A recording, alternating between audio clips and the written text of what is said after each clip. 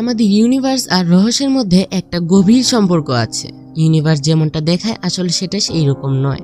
আমরা আজ পর্যন্ত ব্রহ্মাণ্ডের সম্পর্কে যতই খোঁজ করি না কেন, আজও আমরা এটা সম্পর্কে তেমন কিছুই জানি না।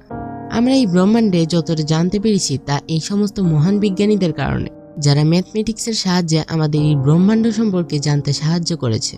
ব্রহ্মাণ্ডের একটি সবথেকে বড় রহস্যময় জিনিস হলো black hole. Black hole space টাইমের এমন একটি স্থান যেখানকার গ্র্যাভিটি অকল্পনীয় রূপে এতটাই অধিক হয় যে এই স্থান থেকে কোনো কিছুই বাইরে বের হয়ে যেতে পারে না, এবং যেটা ব্রহ্মাণ্ড থেকে সবচেয়ে দ্রুত গতিতে যাত্রা করে সেটাও এর থেকে বাইরে যেতে পারে না। আর এই কারণে আমরা ব্ল্যাক হোলকে দেখতেও পাই। আমরা যা দেখি সেটা হচ্ছে এর বাইরের অংশ, যেটাকে বলা হয় ইভেন্ট হরাইজন। কিন্তু কঠিন হলেও সত্যি এটাই যে আমরা বাস্তবে ব্ল্যাক হোলকে আজ পর্যন্ত দেখতে পাইনি। আমাদের কাছে এতটা আধুনিক টেলিস্কোপ নেই যে আমরা তার সাহায্যে এটাকে দেখতে পারি। যে সমস্ত পিকচার আপনারা ইন্টারনেটে দেখে থাকেন সেগুলো বিজ্ঞানীদের অনুমান থেকে তৈরি, যেটা আমাদের এটাই বোঝায় যে ব্ল্যাক হোল দেখতে এমনটা হতে পারে। কিন্তু আমরা যখন এটাকে আজ পর্যন্ত দেখতেই পারিনি, তাহলে আমরা কিভাবে বলতে পারি ব্ল্যাক হোল বাস্তবে আছে? আর বিজ্ঞানীরাই বা কেন বলে আমাদের গ্যালাক্সির মধ্যে একটি সুপারমেসিভ ব্ল্যাক হোল রয়েছে? তাহলে এই সমস্ত জিনিস কি মিথ্যা? না, এই সমস্ত জিনিস একদমই মিথ্যা নয়। ব্ল্যাক হোল বাস্তবে আছে। আমরা বাস্তবে এটাকে না দেখতে পারলেও আমরা চারপাশে হয়ে যাওয়া পরিবর্তন এবং এর প্রভাব কি এটি অধ্যয়ন করে ব্ল্যাক হোল হওয়ার অনুমান করতে পারি। ব্ল্যাক হোল আছে বা হতে পারে এই বিষয়ে আলোচনা সর্বপ্রথম জন মিশাইল নামে এক বিজ্ঞানী 1784 সালে করেছিল। এরপর 1915 সালে বিজ্ঞানী আলবার্ট আইনস্টাইনের থ্রি অফ জেনারেল রিলেটিভিটির সাহায্যে স্পেস টাইমের এমন একটি স্থানের কথা উল্লেখ করেন যার গ্র্যাভিটি আলোর গতির থেকেও অধিক। কিন্তু এর সাথে তিনি স্পেস টাইমের এমন একটি স্থানের কথা কল্পনা করেন যেটা ব্ল্যাক হোলের থেকেও অধিক রহস্যময়। এটাকে ব্ল্যাক হোলের ঠিক বিপরীত বলা যেতে পারে, আর এটাকে বলা হয় হোয়াইট হোল। আর অধিকাংশ বিজ্ঞানী হোয়াইট হোলের অস্তিত্বকে মানেন না। এমনটা এই কারণেই হয় যে এটা আমাদের ভৌতিকের নিয়মের বিরুদ্ধে। একটি ব্ল্যাক হোল তার আশেপাশের সব বস্তুকে তার ভেতরে নিয়ে নেয়, আর কোনো কিছু এর থেকে বাইরে যেতে পারে না। কিন্তু একটি হোয়াইট হোল এর ঠিক বিপরীত কাজ করে। কোনো কিছু এর থেকে বাইরে আসতে পারে না, কিন্তু আমরাও এর ভেতরে যেতে পারবো না। কিছু ভৌতিক বিজ্ঞানী বলেন হোয়াইট হোল বাস্তবে হওয়া সম্ভব নয়, কিন্তু বর্তমানে পাওয়া কিছু প্রমাণ হোয়াইট হোলের অস্তিত্ব হওয়ার দিকে ইশারা করে। কেননা ব্ল্যাক হোল আর হোয়াইট হোল একে অপরের সাথে জুড়ে আছে। এর জন্য হোয়াইট হোলকে সম্পূর্ণরূপে বোঝার জন্য প্রথমে আমাদেরকে ব্ল্যাক হোল সম্পর্কে কিছু তথ্য জানতে হবে।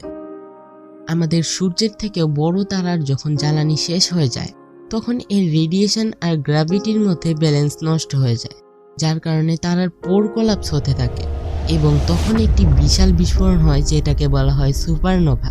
সুপারনোভার পর এই সমস্ত তারার পর গ্র্যাভিটেশনাল ফোর্সের কারণে অধিক ডেন্স হয়ে যায়। অবশেষে সেটা একটি ইনফাইন ডেন্সিটি বিন্দুতে পরিণত হয়, যেটাকে বলা হয় গ্র্যাভিটেশনাল সিঙ্গুলারিটি। এর আকর্ষণ বল এতটাই অধিক হয় যে কেউ এর থেকে বাইরে যেতে পারে না, এমনকি প্রকাশ্যেও নয়। এটাকে আমরা বলি ব্ল্যাক হোল। আমরা কোনো ব্ল্যাক হোলকে দেখতে পাই না, কারণ এটি কোনো আলোকে রিফ্লেক্ট করে না। আর আমরা ব্ল্যাক হোল সম্পর্কে শুধু এতটুকুই জানি, এর থেকে আগে কোনো তথ্য আমরা জানি না। এর ভেতরে কি আছে আর এর ভিতরে যাওয়া কোনো কিছু কোথায় চলে যায় আমরা সেটাও জানি না। আর আমরা এটা জানতেও পারবো না, কিন্তু আমাদের কাছে বেশ কিছু এমন তথ্য আছে যা আমাদেরকে এই সমস্ত ব্যাপারে জানতে সাহায্য করতে পারে। প্রথম যে থিওরিটি, এটির অনুসারে ব্ল্যাক হোল টাইম পোর্টাল হতে পারে, যা আমাদের সময়যাত্রা করাতে পারবে। দ্বিতীয় থিওরি অনুসারে এটি ওয়ার্ম হোল হতে পারে, যা মহাশূন্যের অনেকের দূরের দূরত্বকে একে অপরের সাথে জড়িয়ে রেখেছে, যার ব্যবহার করে আমরা আলোর থেকেও অতি দ্রুত গতিতে ভ্রমণ করতে পারি। কিন্তু একটি এমন থিওরি যেটার উপর বিজ্ঞানীরা পূর্ব থেকেই বিশ্বাস করে আসছে, আর সেটা হলো যে জিনিস এর ভেতরে যায় তা সবসময়ের জন্য এর ভেতরে লক হয়ে যায়। ব্ল্যাক হোলে যাওয়া বস্তুকে বিজ্ঞানীরা একটি নাম দিয়েছেন, আর সেটি হলো ইনফরমেশন। দশক থেকে বিজ্ঞানীরা এটা মেনে আসছেন। যখনই এর থেকে কোনো ইনফরমেশন ভিতরে চলে যায় সেটা চিরতরে হারিয়ে যায়। কিন্তু একটি অন্য থিওরি আছে যেটাকে বেশ কিছু তথ্য দ্বারা প্রমাণ করা হয়েছে যে ইনফরমেশনকে সম্ভাবিত রূপে রিকভারও করা যেতে পারে। আর এখান থেকে হোয়াইট হোলের সিদ্ধান্ত সামনে আসে। আসলে ইনফরমেশন ব্ল্যাক হোলের ভিতরের একটি মৌলিক সমস্যাকে তুলে ধরে। কেননা আলবার্ট আইনস্টাইন আর আইজ্যাক নিউটন দুজনেই মনে করতেন পদার্থকে না বানানো যায় না নষ্ট করা যায়, এটা কি শুধু অন্য রূপে পরিবর্তন করা যেতে পারে? চলুন মনে করি ব্ল্যাক হোল ইনফরমেশনকে সিন্দুকের মতো করে তথ্যকে তার ভিতরে লুকিয়ে রাখে। কিন্তু 1975 সালে মহান বিজ্ঞানী স্টিফেন হকিং তার যুক্তি হকিং রেডিয়েশনকে সামনে রাখেন।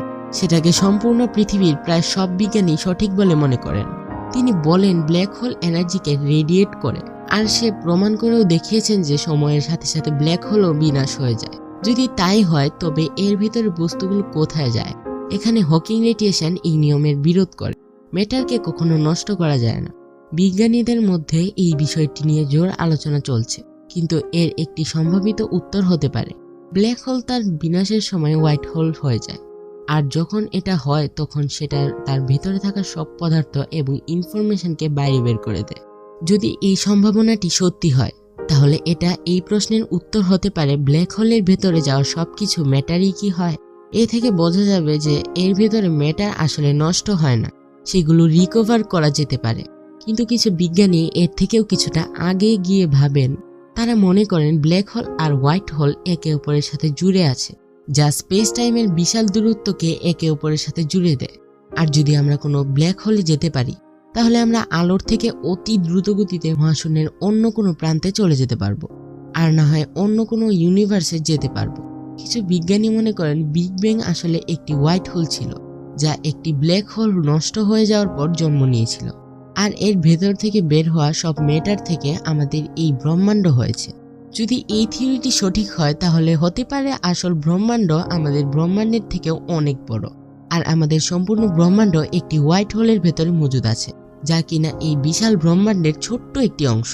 আর আপনি হোয়াইট হোল সম্পর্কে যা কিছু জানছেন, আমাদের বিজ্ঞানীরা হোয়াইট হোলের অস্তিত্ব হওয়া সম্পর্কে বিশ্বাস করতেন না, কিন্তু ইদানিং এই ধরনের কিছু ঘটনা ঘটেছে যা বিজ্ঞানীদের এই ধারণাকে কিছুটা পরিবর্তন করেছে।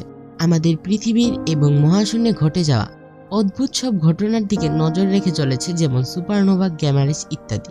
2006 সালে একটি গ্ল্যামার ব্লাস্টকে দেখা যায়, যার সাথে পরম্পরাগত ব্লাস্টের মিল ছিল না। ধারণা করা হয়েছিল হয়তো এটা কোনো সুপারনোভার বিস্ফোরণ থেকে হয়েছিল, কিন্তু মজার ব্যাপার হলো এই যে ওইখানে কোনো সুপারনোভার বিস্ফোরণই হয়নি। বিজ্ঞানীদের এই ব্লাস্টের সম্পর্কে কোনো ধারণাই ছিল না, কিন্তু 5 বছর পরে তারা এই পরামর্শ দেন যে 2006 সালে গ্ল্যামার ব্লাস্ট হয়তো কোনো হোয়াইট হোলের জন্মের সময় হয়েছিল, যা 102 সেকেন্ডের জন্য অস্তিত্ব ছিল, যা তার সকল ম্যাটারকে বাইরে বের করে দেয় এবং শেষ হয়ে যায়।